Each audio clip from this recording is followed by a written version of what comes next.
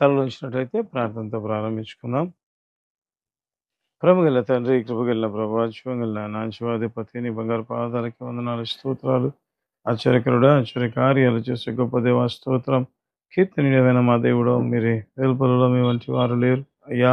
పరిశుద్ధతలో నీకు సమము సాటి అయిన దేవుడు లేరు గనక స్తోత్రం అయ్యా. ఎప్పటిలాగా మీరు తండ్రి మాట్లాడండి, మేము పొందండి. ఆయన నిజముగా జీవం కలిగిన దేవుని మాటలు వినే గొప్ప ఆధిక్యత నీ ఉచిత కృప ద్వారా తండ్రి మీరు మాకు అనుగ్రహించుంటుండగా మెండు మనసుతో వందనాలు చెల్లించుకుంటూ బహు తేటగా స్పష్టంగా మాట్లాడమని అందరికీ వినగల చెవి, గ్రహించగల మనస్సును గ్రహించి మహిమ ఘనత ప్రభావాలు మీరు మాత్రమే పొందుమని యేసయ్య అద్వితీయ నామములో ప్రార్థిస్తున్నాము తండ్రి. Amen, amen. హల్లెలూయా. నిజంగా ప్రేమ వల్ల దేవుని మాటలు వినుట మనకి ఎంతో ఆశీర్వాదకరం. ఎందుకంటే బైబిల్లో రాయబడ్డది, నీ వాక్యమే నన్ను బ్రతికించున్నది, నా బాధలలో నాకు నెమ్మది అనుగ్రహించున్నది అన్న మాట కనబడుతూ ఉంటుంది ప్రేమ వల్ల.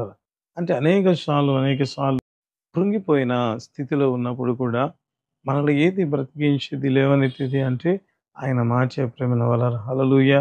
కేవలం ఒక వ్యక్తి వచ్చి మనల్ని ఆదరిస్తేనే మనము ఆదరణ పొందితే మరి సర్వశక్తిమంతుడైన దేవుని మాట ఇంకెంత శక్తివంతంగా ఉంటుంది అంటే నిజంగా మన మాటల్లో చెప్పలేనంతగా ఆయన శక్తి కలిగిన మాటలు ఉండడం ప్రారంభిస్తాయి. అటువంటి మాటలు వినే ధన్యత, కృప దేవుడు మనకు అనుగ్రహిస్తుంటుండగా నిజంగా యేసు నామానికి మహిమ ఘనత ప్రభావములు యుగ యుగములు ఆయనకు మాత్రమే కలుగును గాక. హల్లెలూయా. ఈ దినపు వాక్యాన్ని మనం చూసుకుందాం. దేవుడు ఏ రీతిగా బలమైన రీతిలో మనతో మాట్లాడాలనుకుంటున్నాడు. యెషయా గ్రంథం 43 అధ్యాయం 1 వచనాన్ని మనం చదువుదాం. అయితే యాకోబు నిన్ను సృజించిన వాడగు యెహోవా, ఇశ్రాయేలు నిన్ను నిర్మించినవాడు ఈలాగు సెలవిచ్చుచున్నాడు, నేను నిన్ను విమోచించి ఉన్నాను, భయపడకుము, పేరు పెట్టి నిన్ను పిలిచియున్నాను, నీవు నా సొత్తు. దేవుడు చెప్తున్న మాట, నేను నిన్ను పిలిచి ఉన్నాను అనే మాట నిజంగా ఇక్కడ రాయబడినట్లుగా మనం చూడడం ప్రారంభిస్తాం ప్రేమైన వాళ్ళ. సాధారణంగా బైబిల్ గ్రంథంలో రాయబడిన మాట ఏ రీతిగా ఉంటుందంటే ఆయన మాట్లాడితే అద్భుతాలు జరిగినట్లుగా మరి మనం బైబిల్ గ్రంథంలో చూడడం ప్రారంభిస్తాం. ఆయన మహత్తు గల మాట చేత దేవుడు ఏం చేస్తాడంట, సమస్తాన్ని కలగజేసినట్లుగా పరిశుద్ధ బైబిల్ గ్రంథంలో మనం చూడడం ప్రారంభిస్తాం ప్రేమల వలన. హల్లెలూయా. మరి అంత సర్వశక్తిమంతుడైన దేవుడు నిజంగా ఈరోజు మనతో మాట్లాడుతున్న మాట ఏంటంటే, నేను నిన్ను పిలిచి ఉన్నాను. హల్లెలూయా. ఎంత గొప్ప ధన్యత ప్రేమల వలన. నిజంగా మాటలో చెప్పలేనంత గొప్ప ధన్యత అని అయితే చెప్పవచ్చు. ఎందుకంటే ఆయన మాట్లాడితే ఏమవుతుంది, చాలాసార్లు మనం వాక్యాలను చూసాం. మనం మాట్లాడితే సంభాషణ అవుతుంది, ఆయన మాట్లాడితే వాగ్దానం అవుతుంది ప్రేమైన వారు. అటువంటి దేవుడు మాట్లాడితే పలికితే మరి సృష్టి యావత్తు కలిగింది. ఆయన మాట్లాడితే ప్రజలతో వాగ్దానములు అవి వాగ్దానాలు నెరవేర్చబడుతూ ఉంటాయి. అటువంటి దేవుడు నిజంగా పిలిస్తే ఇక ఎటువంటి అద్భుతాలు ఉంటాయి, ఎటువంటి బలమైన సూచక క్రియలు మహత్కార్యాలు ఉంటాయో ఈ దిన ముందు వాక్యంలోంచి మనం ధ్యానించాలని ఆశపడుతున్నాం. అంటే నిజంగా ఆయన పలికితే ఆయన మాట వెలుగు కలుగుగాక అంటే వెలుగు కలిగని బైబిల్లో ఉంటుంది. నిజంగా ఆయన నిజంగా ప్రేమైన వల్ల అంత గొప్ప దేవుడు. ఒకవేళ ఆయన మాట్లాడితే అది వాగ్దానం అవుతుంది. ఇప్పుడు దేవుడు చెప్తున్నాడు, నేను నిన్ను పిలిచి ఉన్నాను. అటువంటి సర్వశక్తిమంతుడైన దేవుడు మరి పిలుస్తూ ఉంటే ఎటువంటి అద్భుతాలు జరుగుతాయి, ఎటువంటి సూచక క్రియలు మహత్కార్యాలు జరుగుతాయి. ఎందుకంటే ఆయన సర్వశక్తిమంతుడు ప్రేమైన వల్ల. హల్లెలూయా. నిజంగా ఈ దినం ఆయన పిలిస్తే ఎటువంటి అద్భుతాలు జరుగుతాయో దేవుని వాక్యంలోంచి మనం కొద్దిగా ధ్యానించాలని ఆశపడుతున్నాను. లూకా సువార్త 19వ అధ్యాయము, లూకా సువార్త 19వ అధ్యాయము 5వ వచనాన్ని చదువుదాం ప్రేమైన వలరా. యేసు ఆ చోటికి వచ్చినప్పుడు కన్నులెత్తి చూచి, జక్కయ్య, త్వరగా దిగుము, నేడు నేను నీ ఇంట నుండవలసి ఉన్నదని అతనితో చెప్పగా, ఇక్కడ చూస్తే దేవుడు జక్కయ్యను పిలిచినట్లుగా మనం చూడడం ప్రారంభిస్తాం ప్రేమైన వలరా. మరి దేవుడు పిలిస్తే మాట్లాడితే అద్భుతం, ఆయన సంభాషిస్తే వాగ్దానం. ఇప్పుడు దేవుడు పిలిస్తే ఎటువంటి కార్యం జరుగుతుంది అంటే ఇక్కడ మనం చూడడం ప్రారంభిద్దాం. అదే లూకా సువార్త 19వ అధ్యాయము 9వ వచనాన్ని చదువుకుందాం. అందుకు యేసు, ఇతడును అబ్రహాము కుమారుడే, ఎందుకనగా నేడు ఈ ఇంటికి రక్షణ వచ్చియున్నది. హల్లెలూయా. 5వ వచనములో దేవుడు జక్కయ్యను పిలిచాడు. 9వ వచనానికి వచ్చేసరికి ఏం జరిగింది అంటే అతడు అబ్రహాము సంతానముగా మారినట్లుగా మనం చూడడం ప్రారంభిస్తుంటున్నాం ప్రియమైన వాళ్ళ. హల్లెలూయా.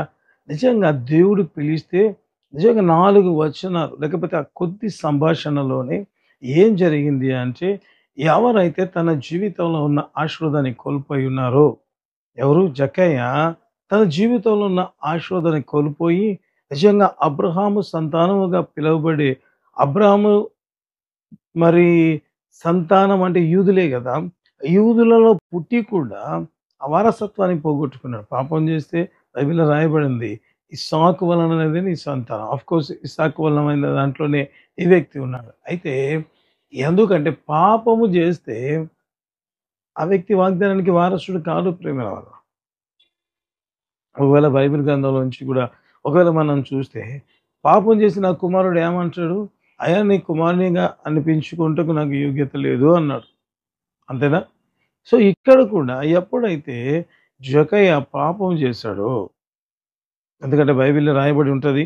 ఆ కింది వచనాలు 6, 7 వచనాల్లో ఒకవేళ మనం చదివితే పాపిష్టి మనుషుడైన ఇతని దగ్గరికి ఈయన ఎందుకు వెళ్లి బస చేయాలనుకుంటున్నాడు అన్న మాట కనబడతా ఉంటది ప్రియమైన వాళ్ళారా. అంటే ఏం జరిగింది? జక్కయ్య దేవుని మరి అబ్రహాము సంతానముగా ఉండే భాగ్యాన్ని విడిచిపెట్టి పాపములో లేకపోతే నిజంగా ఏమనిపిస్తది అంటే డబ్బు విషయములో అరితిగా ఉండి అబ్రహాము సంతానముగా ఉన్న అంటే తనకిచ్చిన వాగ్దానము లేకపోతే తనకిచ్చిన ఆధిక్యత లేకపోతే తనకిచ్చిన గొప్పగా నిజంగా ఎవరు యూదులంటే ప్రత్యేకించబడిన జనం ప్రేమైన వాళ్ళ.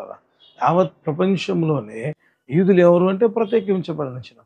ఆ జనములో ఉంటున్న ఆ వ్యక్తి తన జీవితంలో ఏమనుకున్నాడు? ఆధిక్యత పోగొట్టుకుంటే దేవుడు పిలవగా ఏమైందంట? తను పోగొట్టుకున్నది తిరిగి అతని జీవితంలోకి రావడం ప్రారంభమైంది. హల్లెలూయా.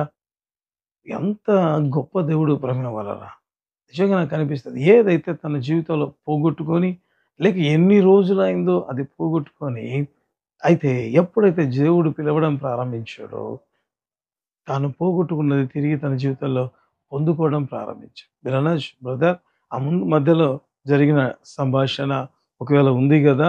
జస్ట్ దేవుడు పిలిస్తే నీ కార్యం జరిగిందా అంటే అసలు దేవుడే పిలవకపోతే ప్రేమైన వాళ్ళ దేవుడే పిలవకపోతే ఆ సంభాషణ ఉండేది కాదు.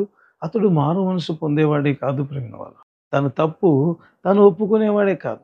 ఎప్పుడైతే దేవుడు పిలవడం ప్రారంభించాడో, జక్కయ్య దిగు అని ఎప్పుడైతే దేవుడు పిలవడం ప్రారంభించాడో, అప్పుడు ఏం జరిగింది? సంభాషణ జరిగింది. తద్వారా ఏమైందంటే, అతడు తన పాపములు ఒప్పుకోవడం ప్రారంభించాడు. ఆ తర్వాత మనం చూడడం ప్రారంభిస్తాం. దేవుడే సాక్షాత్తు యేసుప్రభువే అన్నమాట. ఇతడును అబ్రహాము సంతానమే. అబ్రహాము కుమారుడే. ఎందుకనగా నేడు ఇంటికి రక్షణ వచ్చింది అనడం ప్రారంభించాడు. హల్లెలూయా! హల్లెలూయా! నిజంగా ప్రియమైన వాళ్ళారా, ఎంత అంటే దేవా నీవు పిలుస్తున్నావు అని చెప్తున్నావు గదా! అని చెప్తే అసలు దాంట్లో ఉన్న ఆశీర్వాదం ఏ రీతిగా ఉంటది ప్రభా! అంటే దేవుడు అంటాడు, ఆయన పిలిస్తేనంట ప్రియమైన వాళ్ళారా, ఏదైతే నీ జీవితంలో కోల్పోయి ఉన్నావో అది తిరిగి ఇవ్వడానికే. హల్లెలూయా! హల్లెలూయా! దేవుడు ఎప్పుడైతే పిలవడం ప్రారంభించాడో, తన జీవితంలో పోగొట్టుకున్న మామూలుది కాదు ప్రేమైన వాళ్ళ. అమూల్యమైనది. డబ్బో లేకపోతే ఇంకొకటో కాదు కానీ, పరలోకపు వారసత్వమే కోల్పోయి ఉంటే, ఆ వారసత్వాన్ని తిరిగి దేవుడు ఇచ్చినట్లుగా ఇక్కడ మనం చూడడం ప్రారంభిస్తాం. నువ్వు పిలుస్తున్నానన్నావు, పిలిచి ఉన్నాను అన్నావు. ఆ పిలుపులో ఎంతటి ఆశీర్వాదం ఉంటది ప్రభా అని అంటే, దేవుడు అంటాడు నీ జీవితంలో ఏదైతే శ్రేష్టమైనది కోల్పోయి ఉన్నావో అది తిరిగి నీ జీవితాలకి రావడం ప్రారంభిస్తది అంట ప్రేమ వల్ల. హల్లెలూయా. అందుకే కదా దేవుని మాట ఎంత శక్తివంతమైనది అంటే మన మాటల్లో చెప్పలేనంత గొప్పది ప్రేమ వల్ల. ఆ సర్వశక్తిమంతుడు చెప్తున్నాడు నేను పిలుస్తున్నాను అంటున్నాడు. అయ్యా పిలిస్తే ఏం జరుగుతుందంటే ఏవైతే శ్రేష్టమైనది నిజంగా నాకు అనిపిస్తుంది కేవలం రక్షణ ఒకటే మాత్రమే పొంది ఉన్నాడా అతని జీవితంలో అంతవరకు లేని సంతోషం ఆనందం ప్రతిదీ కూడా తిరిగి తన జీవితంలో పొందడం ప్రారంభించాడు ప్రేమైన వారాల. హల్లెలూయా! అంటే దేవుడు పిలిస్తే ఏం జరుగుతుందైతే, ఏదైతే తన జీవితంలో కోల్పోయి ఉన్నారో అది తిరిగి వారి జీవితాల్లోకి రావడం ప్రారంభిస్తది ప్రేమైన వారాల. మరి వాక్యాన్ని చూస్తున్న మన జీవితాల్లో ఏది పోగొట్టుకున్నామో అయితే దేవుడు చెప్తున్నాడు ఆయన పిలిచి ఉన్నాడంట. కాబట్టి ఇప్పుడు ఏం జరుగుతుంది? కోల్పోయినవి తిరిగి రావడం ప్రారంభమవుతాయి ప్రేమైన వాళ్ళ. హల్లెలూయా! అంతేనా? ఇంకా ఏం జరుగుతాయో మనం బైబిల్ గ్రంథం నుంచి చూడడం ప్రారంభిద్దాం ప్రేమైన వాళ్ళ. మార్కు సువార్త 1వ అధ్యాయము 16, 17 వచనాలు చదువుకుందాం. మార్కు సువార్త 1వ అధ్యాయము 16, 17 వచనాలు చదువుకుందాం. ఆయన గలిలయ సముద్ర తీరమున వెళ్ళుచుండగా సీమోను సహోదరుడగు అంద్రెయయు సముద్రములో వలవేయుట చూచెను. వారు జాలరులు. యేసు, నా వెంబడి రండి, నేను మిమ్మును మనుష్యులను పట్టు జాలరులుగా చేసేదనని వారితో చెప్పెను. ఇంకా చూస్తే ఇక్కడ దేవుడు పేతురును పిలిచినట్లుగా మనం చూడడం ప్రారంభిస్తాం ప్రేమనాలు. మొదటిగా ఆయన పిలిస్తే ఏం జరుగుతుంది అని అంటే బైబిల్ రాయబడిన మాట ఏదైతే కోల్పోయి ఉంటున్నారో అది తిరిగి ఏమైంది? పొందుకోవడం ప్రారంభించడం. మామూలుది కాదు ప్రేమైన వారు, శ్రేష్టమైనది. అబ్రహాము కుమారుడిగా పిలువబడవలసిన జకర్యా ఏ రీతిగా పిలువబడుతున్నాడు అంటే పాపిష్టి జనముగా పిలువబడుతున్నాడు. అటువంటి భయంకరమైన దారుణమైన పరిస్థితుల్లోంచి తిరిగి అక్కడికి వెళ్ళాడు, ఉన్నతమైన వాటికి వెళ్ళడం ప్రారంభించాడు. హల్లెలూయా! పోగొట్టుకున్న తిరిగి పొందడం ప్రారంభించాడు. ఇక్కడ దేవుడు పేతురును పిలిచినట్లుగా మనం చూడడం చూస్తుంటున్నాం ప్రేమ వల్ల. ఇక్కడ రాయబడిన మాట ఏ రీతిగా ఉందంటే దేవుడు సీమోను పేతురును వారి సహోదరుడైన అందరినీ పిలిచి, అయ్యా ఇప్పటి నుంచి నేను మిమ్మల్ని మనుషులు పట్టువారిగా చేస్తాను అన్నట్టుగా మనం బైబిల్ గ్రంథంలో చూడడం ప్రారంభిస్తాం. ఏ రీతిగా ఉంటుంది అంటే అసలు నిజంగా ప్రేమ వాళ్ళరా పేతురు బైబిల్ గ్రంథంలో రాయబడిన ప్రకారం అయితే శిష్యులందరిలో చాలా ఏజ్డ్ పర్సన్ అన్న మాట చూస్తూ ఉంటారు ప్రేమైన వాళ్ళ. నిజంగా పేతురు తాను చేపలు పట్టే వృత్తిలోనే సక్సెస్ కాదు ప్రేమ, సక్సెస్ కాదు. అందుకే నేను ఈ మాట చెప్తున్నాను అంటే మొదటిగా బైబిల్ గ్రంథంలో చూడవచ్చు మనము లూకా సువార్తలో రాయబడి ఉంటుంది. అక్కడ రాయబడిన మాటల ప్రకారం చూస్తే చేపలు ఏమీ పట్టలేకుండా నిస్సహాయ స్థితిలో ఉన్నట్లుగా కనబడడం ప్రారంభం అవుతుంది. అప్పుడు మీరు అనొచ్చు, బ్రదర్ అప్పుడప్పుడు ఎవరికైనా జరుగుతూ ఉంటుంది, అది తీసుకొని పేతురు సక్సెస్ఫుల్ పర్సన్ కాదు అని ఏ రీతిగా చెప్తారు అని. ఆ తర్వాత పునరుద్ధరమైన తర్వాత కూడా ఒకవేళ చేపలు పట్టడానికి వెళ్తే అప్పుడు కూడా దేవుడు వచ్చి అడిగితే ఏమీ లేవనొచ్చు. ఈ మాట కూడా మీరు కౌంటర్ చేసి అడగచ్చు ప్రేమిన వాళ్ళ. ఏమని అంటే అప్పుడు దేవుని చిత్తానికి వ్యతిరేకంగా వెళ్ళాడు కాబట్టి అతని జీవితంలో ఏమీ జరగలేదు అని చెప్పవచ్చు ప్రేమిన వాళ్ళ. అయితే నాకు అనిపిస్తుంది నిజంగా పేతురు సక్సెస్ఫుల్ చేపలు పట్టే వ్యక్తి అయితే దేవుని దగ్గరికి వచ్చి మరి సుంకపు వారు వచ్చి అయా మీ బోధకుడు పన్ను చెల్లించాడా అంటే నిజంగా పన్ను కట్టడానికి పేతురు దగ్గర కూడా ఏం డబ్బులు లేవు ప్రేమ.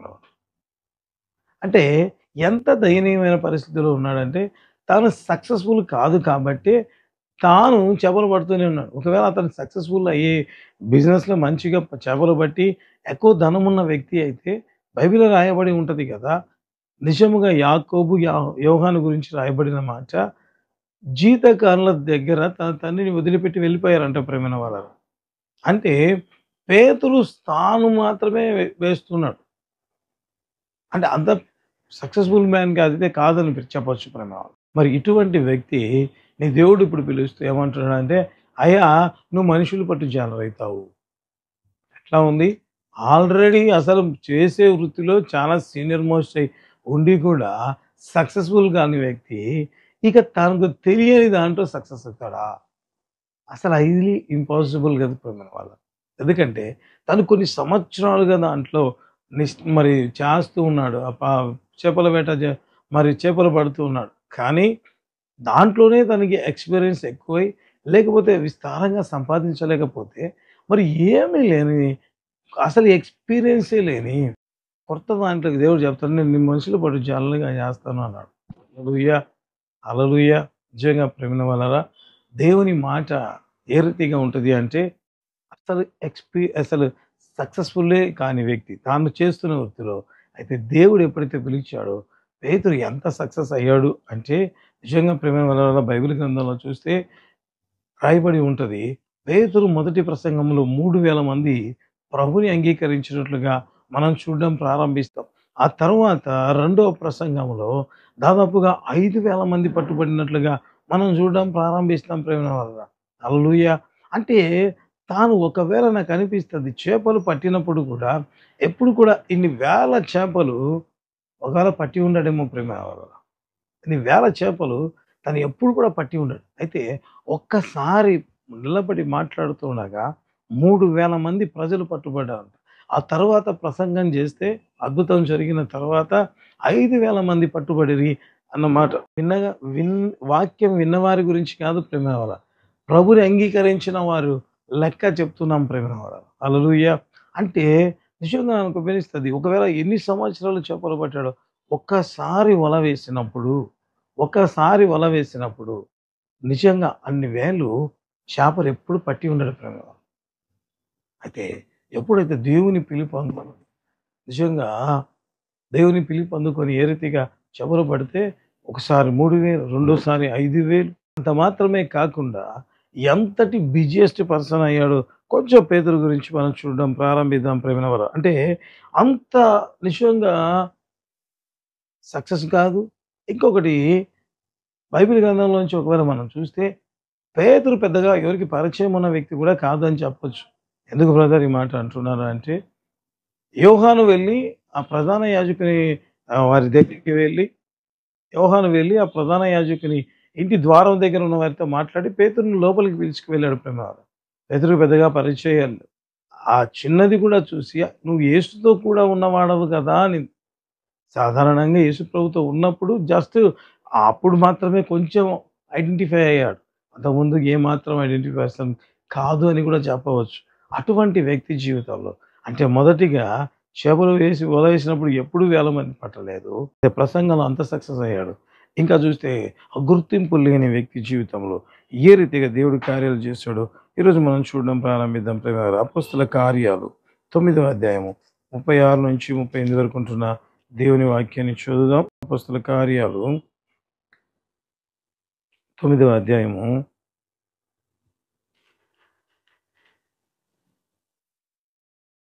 36 నుంచి 38 వరకు.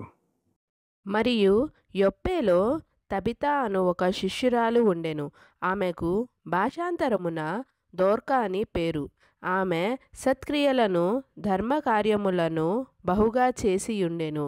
ఆ దినముల యందామె కాయిలాపడి చనిపోగా వారు శవమును కడిగి మేడగదిలో పరుండబెట్టిరి. లుద్ద యొప్పేకు దగ్గరగా ఉండుట చేత పేతురు అక్కడ ఉన్నాడని శిష్యులు విని అతడు తడవు చేయక తమ యొద్దకు రావలెనని వేడుకొనుటకు 2 మనుష్యులను అతని యొద్దకు పంపిరి. ఇక్కడ చూస్తే ప్రేమైన వాళ్ళరా ఒక వ్యక్తి చనిపోతే ఏం చేస్తున్నారంట? పేతురు దగ్గరికి మనుషులు పంపిస్తున్నారంట ప్రేమైన వాళ్ళరా.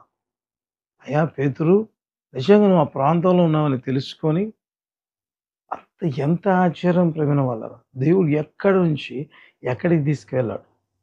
చనిపోయి ఆమెను పాతి పెట్టాల్సిన వారు పేతురు ఆ ప్రాంతంలో ఉన్నాడని మనుషులను పెట్టి పంపించారంట ప్రేమ వాళ్ళ. హల్లెలూయా! అంతేనా? ఇంకా దేవుని కార్యం ఎంత బలంగా చేస్తాడు దేవుడు పిలిచితే అంటే ఇక్కడ చూస్తే అదే అపోస్తల కార్యాలు 10వ అధ్యాయము 5, 6 వచనాలు చదువుకుందాం. ఇప్పుడు నీవు యొప్పేకు మనుష్యులను పంపి పేతురు అను మారుపేరు గల సీమోనును పిలిపించుము. అతడు సముద్రపు దరినున్న సీమోనను ఒక చర్మకారుని ఎంట దిగియున్నాడని అతనితో చెప్పెను.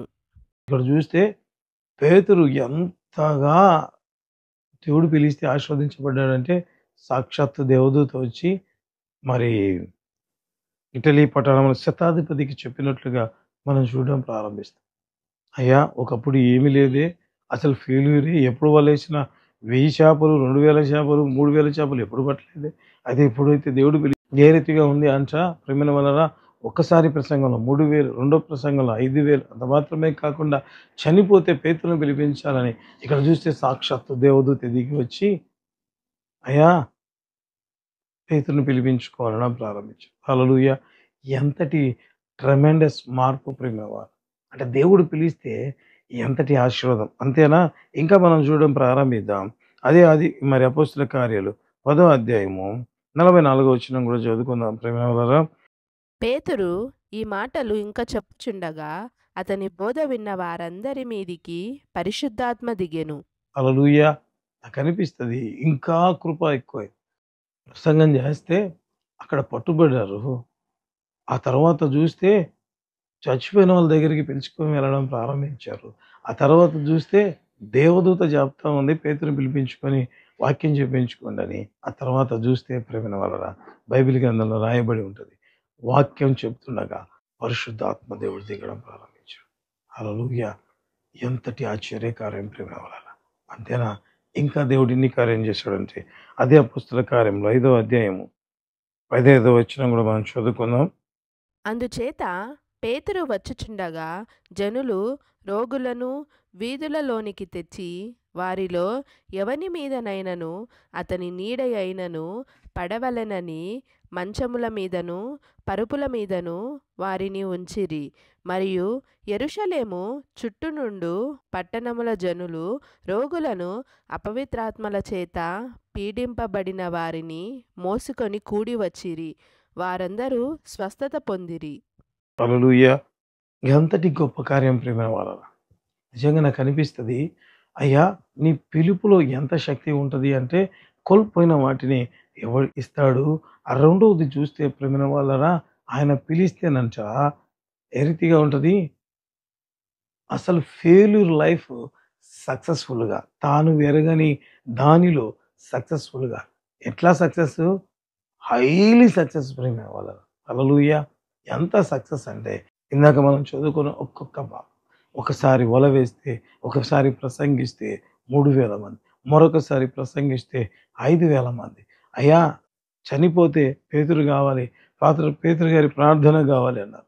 ఒకవేళ నాకు అనిపిస్తది దేవదూత సైతం వచ్చి పేతురుని పిలిపించుకోమనడం. ఆ తర్వాత వాక్యం చెప్తుండగా పరిశుద్ధాత్మ దేవుడు అన్యజనుల మీదికి దిగిరాడు. హల్లెలూయా! అంత మాత్రమే కాదంట. ఆయన నీడ పడాలని ఆశపడి తీసుకొచ్చి పెడితే అందరూ బాగుపడ్డారంట. హల్లెలూయా! అయ్యా! నువ్వు పిలిస్తే ఎట్లా ఉంటది అంటే ఇన్ని అద్భుతాలు జరుగుతాయంట ప్రేమల వల్ల. ఇన్ని అద్భుతాలు జరగడం ప్రారంభిస్తాయి. లేదా ఇంకా దేవా నువ్వు పిలిస్తే ఏ రీతిగా ఉంటది అంటే చివరికి ఈ వాక్య భాగాన్ని చూపించి నేను వాక్యాన్ని ముగిస్తాను ప్రియమైన ఈ సందర్భాన్ని చూపించి యోహాను సువార్త 11వ అధ్యాయము 43వ వచనం చదువుదాం ప్రియమైన యోహాను సువార్త 11వ అధ్యాయం 43వ వచనాన్ని చదువుకుందాం. ఆయన అలాగు చెప్పి లాజరు బయటికి రమ్మని బిగ్గరగా చెప్పగా ఇక్కడ చూస్తే ప్రేమైన వల్ల బైబిల్లో రాయబడిన మరొకసారి దేవుడు పిలిచిన పరిస్థితిని మనం చూడడం ప్రారంభం. ఇక్కడ దేవుడు ఏం చేస్తున్నాడు? లాజరు రమ్మని బిగ్గరగా పిలవడం ప్రారంభించాడు. హల్లెలూయా! మొదటిగా చూసాం పోగొట్టుకున్నది తిరిగి పొందుకుంటామంట. ఆ రెండోది చూసాం అసలు సంబంధమే లేదు. తాను కెరియర్‌లో ఫెయిల్యూర్ అయితే కానీ తెలియని దాంట్లో మోస్ట్ సక్సెస్‌ఫుల్‌గా ఎంత అంటే మాటల్లో చెప్పలేనంత, ఊహించలేనంత ఉన్నతమైన శిఖరాలకు వెళ్ళినట్టుగా మనం పేతురు గారిని చూసాం. ఇక్కడ చూస్తే దేవుడు మరొక వ్యక్తిని పేరు పెట్టి పిలిచినట్లుగా మనం చూడడం ప్రారంభిస్తాం. మరి ఈ వ్యక్తి గురించి ఏ రీతిగా ఉంటది అంటే ఒకవేళ మనం బైబిల్ గ్రంథంలో చూస్తే అదే యోహాను సువార్త 11వ అధ్యాయం 39వ వచనాన్ని చదువుకుందాం. యేసు రాయి తీసివేయుడని చెప్పగా చనిపోయిన వాని సహోదరి అయిన మార్త ప్రభువా అతడు చనిపోయి 4 దినములైనది గనుక ఇప్పటికీ వాసన కొట్టునని ఆయనతో చెప్పెను. ఇక్కడ చూస్తే ప్రేమైన వాళ్ళారా యేసు ప్రభు ఎవరిని పిలుస్తున్నాడు అంటే సొంత వారి ఇంట్లో వాళ్ళకే సంబంధం వద్దు అనుకున్నవారు. వద్దు అని ఎందుకు అనుకున్నారు? చచ్చిపోయాడు కాబట్టి ఇక ఏ ప్రయోజనం ఉండదు. ఈజ్ ద డెడ్‌గా చచ్చిపోయాడు కాబట్టి అంత విలువైన వారినైనా చచ్చిపోయిన తర్వాత ఇంట్లో పెట్టుకోరు ప్రేమ. తీసుకువెళ్ళి తోటలో సమాధి చేయబడతారు. ఇక్కడ కూడా అదే జరిగింది. అంటే నేనేం చెప్తున్నానంటే సొంత ఇంటి వారికి కూడా అవసరం లేని ఒక డెడ్ బాడీతో దేవుడు ఏం చేస్తున్నాడు? పిలవడం ప్రారంభించాడు ప్రేమ. లాజరు రమ్మని బిగ్గరగా చెప్పగా ఏ మాత్రము కూడా ప్రయోజనం. ఎందుకంటే ఆమె ఉంటుంది. అయ్యా వాసన కొడుతుంది. కంపు కొడుతుంది. తీసి చూపించడానికి కూడా తీసి మరి రాయి తీసి చూపించటానికి కూడా ఇష్టపడని అంత భయంకరమైన పరిస్థితిలో ఉన్న లాజరు డెడ్ బాడీని దేవుడు పిలిస్తే ఎటువంటి కార్యం జరిగింది అంటే నిజంగా ప్రేమ వలన మాటల్లో చెప్పలేనంతగా. ఇప్పుడు మనం చూడడం ప్రారంభిద్దాం ఆ వాక్య భాగాన్ని. యోహాను సువార్త 12వ అధ్యాయము 9-11 వచనాలు ఉన్న దేవుని వాక్యం చదువుదాం. కాబట్టి యూదులలో సామాన్య జనులు ఆయన అక్కడ ఉన్నాడని తెలుసుకొని యేసును చూచుటకు మాత్రమే గాక మృతులలో నుండి ఆయన లేపిన లాజరును కూడా చూడవచ్చిరి. అతనిని బట్టి యూదులలో అనేకులు తమ వారిని విడిచి యేసునందు విశ్వాసముంచిరి గనుక ప్రధాన యాజకులు లాజరును కూడా చంపనాలోచన చేసిరి. ఇక్కడ చూస్తే ప్రేమ వలన ఎందుకు పనికిరాని సొంతం వారికే ప్రేమ వలన పక్కన వారికి కాదు. అటువంటి పనికిరాని శవాన్ని కూడా దేవుడు పిలిస్తే ఏమైంది? బైబిల్లో రాయబడి ఉంటుంది. లాజరును చూచుటకు ప్రజలు వచ్చిరి. అంత మాత్రమే కాకుండా ఇక్కడ రాయబడి ఉంటుంది, అతన్ని బట్టి యూదులలో అనేకులు తమ వారిని విడిచి యేసునందు విశ్వాసం ఉంచిరి. హల్లెలూయా! ఎంత గొప్ప మాట ప్రేమ వలన. నిజంగా బహు ఆశ్చర్యంగా ఉండడం ప్రారంభిస్తుంది ప్రేమ వలన. అంటే సొంత వారిని కూడా విడిచిపెట్టి దేవుని యందు విశ్వాసం ఉంచారంట. అయ్యా, ఎటువంటి అసలు పనికిరాదనే కదా వారు భూస్థాపన చేసి అసలు ఇంకా వాస కష్టంగా ఉంటుందని పెద్ద బండరాయి దొర్లించారు. మరి దాంతో మీకేం పని అయ్యా అంటే దేవుడు అంటాడు, ఆ వ్యక్తిని కూడా పిలిచి మామూలు సాధనం కాదంట, బలమైన రీతిలో. అంటే దేవా, నువ్వేం చేస్తావు ప్రభా, నీ పిలుపు ఏ రీతిగా ఉంటుంది అంటే మృతులై చనిపోయి పాతి పెట్టబడి వాసన గుట్టుచున్న వారి సహితము బలమైన వ్యక్తులుగా మారడం ప్రారంభిస్తారంట. హల్లెలూయా! నిజంగా నాకు కనిపిస్తుంది. ఎందుకు దేవుడు ఈ రీతిగా మాట్లాడుతున్నాడంటే అనేక సార్లు మనం అనుకుంటుంటాం, నా ఆశలు చచ్చిపోయి ఉన్నాయి, ఏ మాత్రము కూడా ఇక అసలు ఛాన్సే లేదు. చనిపోవడం అనేదే, డెడ్ అనేదే ఇక ఎండ్ ప్రేమిన వాళ్ళ. అటువంటిది 4 రోజులైంది. శరీరం కూడా డీకంపోజ్ అయిపోయింది. ఆమె చెప్పిన మాటల ప్రకారము. వాసన కొడుతూ ఉంటది ప్రభువా. అటువంటి వాటిని కూడా దేవా నువ్వు ఏం చేస్తావంటే పిలిచి ఆశీర్వాదకరంగా మార్చడం ప్రారంభిస్తున్నాడు. హల్లెలూయా! దేవుడు నిజంగా మనతో మాట్లాడుతున్నాడు. అదే దేవుడు మనతో చెప్తున్న మాట, నేను నిన్ను పిలుచున్నాను. అయ్యా, నువ్వు పిలిస్తే ఎటువంటి అద్భుతాలు జరుగుతాయంటే ఇటువంటి గొప్ప అద్భుతాలు జరుగుతాయంటే. మరి మనం ఎక్కడ ఉంటున్నాం? అయ్యా, నేను కోల్పోయి ఉన్నా, నేను బాధపడుతున్నావా? అయితే భయపడకు. దేవుడు దాన్ని తిరిగి ఇవ్వగలడానికి సమర్థుడు కాబట్టి నిన్ను పిలిచి ఉన్నాడు. అయ్యా, నేను నా వృత్తిలో కూడా నేను సక్సెస్ఫుల్ కాదు, అయ్యా నా జీవితంలో అసలు గుర్తింపే లేదు అని అంటే దేవుడు చెప్తున్నాడు, నేను నిన్ను పిలిచి ఉన్నాను కాబట్టి ఇంకొక దాంట్లో నువ్వు ఎక్స్పెక్ట్ చేయని దానిలో 100% సక్సెస్ అయ్యి ప్రభుని మానపరచు. అయ్యా, ఏ ఆశ లేదు, అయిపోయింది అంతా అని చెప్తే కూడా అటువంటి దాన్ని కూడా తీసుకుని ఆయనకు మహిమకరంగా వాడుకునే దేవుడు. అంతా అయిపోయింది ప్రభు, ఏం లేదు, ఏమీ లేదు.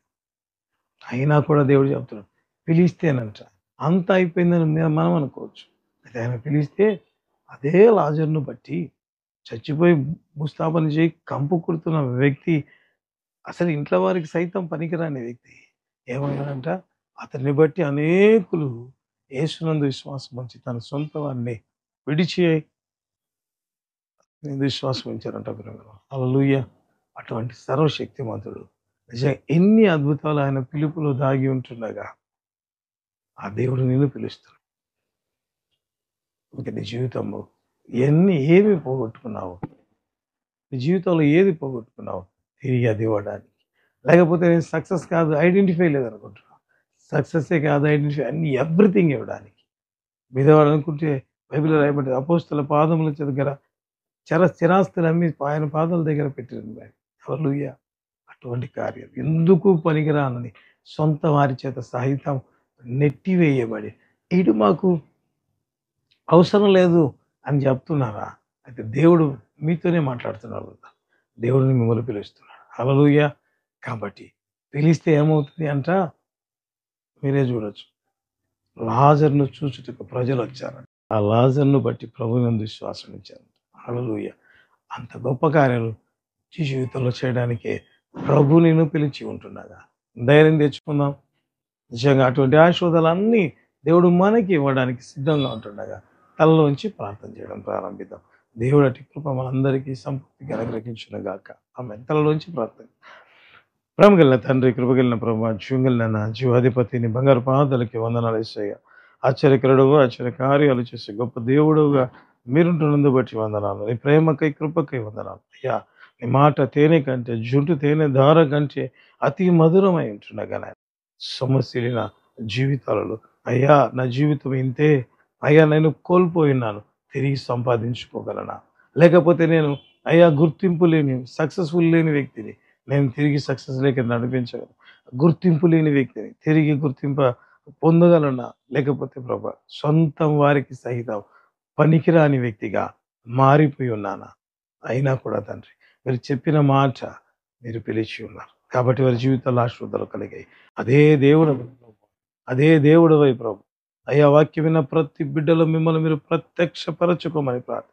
ఏ దేవుని మాట అయితే నేను ప్రకటించుంటున్నాను, ఏ జీవం కలిగిన దేవుని మహత్తు గల మాట చేత సమస్తాన్ని కలుగజేస్తున్నాడు, అదే దేవుని మాట ప్రకటించబడి ఉంటుండగా అయ్యా ఏమీ లేదనుకుంటున్న ప్రతి బిడ్డ జీవితం ఆశీర్వాదకరంగా మార్చబడును గాక, దీవెనకరముగా మార్చబడును గాక. తండ్రి దీవించి ఆశీర్వదించండి. ప్రకటించబడిన ప్రతి ఆశీర్వాదం, ప్రతి దీవెన నీ బిడ్డలలోకి వచ్చునుగాక నాయన, వచ్చునుగాక ప్రభు. స్వతంత్రించుకొందురుగాక. వాగ్దానం విని సంతోషపడుతున్న వ్యక్తులుగా కాదు నాయన, వాగ్దానాన్ని నిజంగా ఏ రీతిగా నా దేవుడు ప్రకటించున్నాడు, ఆ మాటలన్నీ ఆ ఆశీర్వాదాలన్నీ విన్న ప్రతి బిడ్డ మీదికి దిగి వచ్చునుగాక. అటు సాక్ష్యములు అయ్యా నన్ను సొంత వారి ఎలివేసి ఉన్నప్పటికీ నా దేవుడు నన్ను పిలిచింది, ఇంత గొప్పగా ఈ దినం నన్ను ఆశీర్వదించున్నాడనే సాక్ష్యము విని నా దేవుని మహిమ పరచుదుముగాక. మహిమపరచుగాక. అట్టి కృపచేత నింపి మీరే మహిమ ఘనత ప్రభావాలు పొందండి అయ్యా. వింటున్న ప్రతి ఒక్కరి బిడ్డ జీవితంలో అయ్యా బలమైన కార్యాలు జరిగించాలి. పరిశుద్ధాత్మ దేవుడు సంపూర్ణముగా వారిలో విశ్వాసాన్ని కలిగింప చేయమని ప్రార్థించి అవిశ్వాసముతో అయ్యా అన్ని మాటలు విన్నట్లుగా ఈ మాటలు కూడా విని సంతోషపడినట్లుగా కాదు నాయన, ఈ వాగ్దానం సంపూర్తిగా నెరవేర్చుకోవాలని ఆసక్తి అధికమగుగాక. తండ్రి దీవెనలు స్వతంత్రించుకొందురుగాక నాయన. అయ్యా బైబిల్లో రాయబడిన నీ మాటను జ్ఞాపకం చేసుకుంటున్నా. ఉద్దేశించిన పని నెరవేర్చున్నంత వరకు వెనుదిరగని నీ మాట కదయ్యా. కాబట్టి తండ్రి ఏ ఉద్దేశము కలిగి ఈ సందేశాన్ని ప్రకటించుటకు మీరు కృప చూపించారు, ఆ ఉద్దేశం అంతయు సంపూర్ణముగా నెరవేర్చబడునుగాక. నా దేవుని నామం హెచ్చించబడునుగాక నాయన. తండ్రి కోల్పోయినవి తిరిగి పొందాలి అయ్యా. ఊహించని మేళ్ల చేత నింపబడాలి తండ్రి. అవమానాలు దుఃఖం బాధ కొట్టివేయబడాలి ప్రభు. తండ్రి తండ్రి తండ్రి ప్రభువా యేసు నామములో ఎక్కడెక్కడైతే తండ్రి ప్రభు ఏ ప్రాంతంలో వారు అవమానించబడారు అదే ప్రాంతంలోని హెచ్చించి మీ నామమును ఘనపరిచే బిడ్డలుగా నిలవబెట్టుమని ప్రార్థించు తండ్రి. నిలవబెట్టండి, తట్టి లేపండి. శూన్యములో ఉన్న జీవితాల్లోంచి సమస్తమును కలిగే దేవుడు పిలిచి ఉంటుండగా ఆ దేవుని వెలుగులో నిజంగా ఉన్నతమైన అత్యున్నతమైన ఆశీర్వాదాలు పొందుకొందురుగాక, స్వతంత్రించుకొందురుగాక. ఏదైతే అయా పొందలేమనుకున్న ఉన్నారో వాటిని స్వతంత్రించుకొందురుగాక యేసు నామములో ప్రభు. అతి బలమైన కార్యాలు మీరు జరిగించి బిడ్డల మీద సంపూర్తిగా దీవించి ఆశీర్వదించి ప్రేమ కలిగినది కార్యాలు జరిగించి సంతానం ఆరోగ్యం అయ్యా అదే రీతిగా తండ్రి marriage life settlement jobs everything నేను కృప అయ్యా. వ్యాధిగ్రస్తులు మీరే ముట్టండి, తల ప్రతి వ్యాధిగ్రస్తుని మీరే ముట్టండి ప్రభు. ప్రతి వ్యాధిగ్రస్తుని మీరే ముట్టండి నాయన. అయ్యా దయతో తాకండి, స్వస్థత పరచండి నాయన. అద్భుతము జరిగించుకొని ప్రార్థించు. అనేక మంది అయా సమస్యల చేత అయ్యా హెల్త్ ఇష్యూస్ చేత బాధపడుతుండగా దయతో జ్ఞాపకం చేసుకోండి ప్రభు. స్వస్థత అనుగ్రహించబడునుగాక. దేవుని నామ మహిమార్థం అడుగుతున్న పని చేయని కిడ్నీస్ తిరిగి పని చేయునుగాక తండ్రి. యేసయ్య దయతో ప్రతి వ్యాధిగ్రస్తుని మీరు ముట్టండి. జ్వరం, టైఫాయిడ్, మలేరియా, అయా డెంగ్యూ అవురుతని ప్రతిదీ తొలగిపోవును గాక. సంపూర్ణమైన స్వస్థత, అద్భుతములు జరుగును గాక. బంధించబడిన బిడ్డలుంటున్నారు నాయన. విడుదల పొందుదురు గాక. విడుదల పొందుదురు గాక. అయ్యా పాపపు చీకటి గల దొంగ ఊబిలో ఇరుక్కుపోయిన ఆ భయంకరమైన దొంగ ఊబిలోంచి బయటికి విడుదల పొందుదురు గాక. ఏ సమస్య వారిని బంధించి యేసు నామములో విడిపించబడిన ట్రాన్స్ఫర్, ప్రమోషన్స్, అయ్యా రెగ్యులేషన్స్ అంత మాత్రమే కాదు, అతిథి తొలగించండి. దేవుడే దిగి వచ్చి వాళ్ళ కాలేజీలో ఉన్న సమస్యలు తొలగిపోవును గాక నా యేసునామములో. మీరే అద్భుతం చేసి మహిమ పొందుము. అయ్యా పరిచర్యకు సహకరిస్తూ ప్రార్థన చేస్తూ పరిచయ కోసం ప్రార్థన చేస్తున్న బిడ్డలను అయితే, అయా సబ్స్క్రైబ్ చేస్తున్న బిడ్డలను అయితే, అయా ఇతరులకు షేర్ చేస్తున్న బిడ్డలను అయితే, ఆర్థికంగా సహకరిస్తున్న ప్రతి బిడ్డను మీరే దీవించి ఆస్వాదించి మహిమ కలిగిన నీ కార్యములన్నీ జరిగించి సంపూర్ణ అనేకులు తండ్రి సాక్ష్యాలు చెప్పినట్లు అనేకులకి ఈ కార్యక్రమం షేర్ చేయబడినట్లు చెల్లి కృప చూపించి మహిమ సమస్త మహిమ ఘనత నీకే ఇంకే వినేవా సమస్త దీవంతా నీకు వినేవా యేసు నామములో అడుగుతున్నాము తండ్రి.